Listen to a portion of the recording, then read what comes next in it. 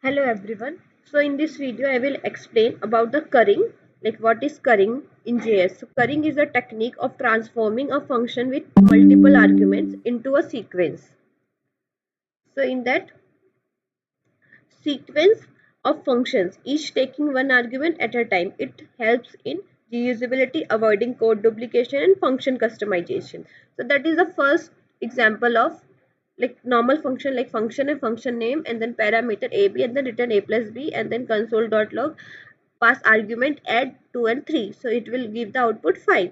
And the next is curried version. It is a curried function, so function curried add and then parameter a and then return another function like parameter b and then return a plus b and then console.log curried add and 2 3 then 5. So that is the curried version. And we can also use arrow function as well. And why use currying? We can create partially applied functions like const. Simply we can just add const at 5 and curried at 5 and then console.log add 5 and 10, so that it will give the output 15. Okay, so that is the currying. So currying breaks down functions into single argument calls, useful for partial application and cleaner code, and then can be implemented manually or via libraries like loaders and dot curry.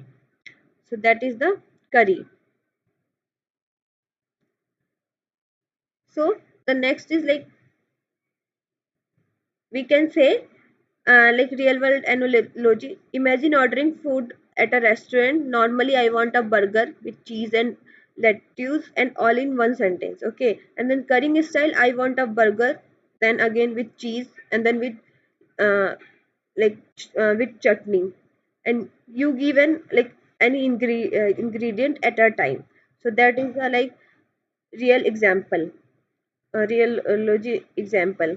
And sometimes we don't want to manually curry every function, so we can write a reusable curry with like lotus example dot curry. And then when to use currying, when you want to create custom functions based on existing ones and in React, Redux or other frameworks with functional patterns, while composing pipelines with libraries and Ramda or RxJS. So that is the currying.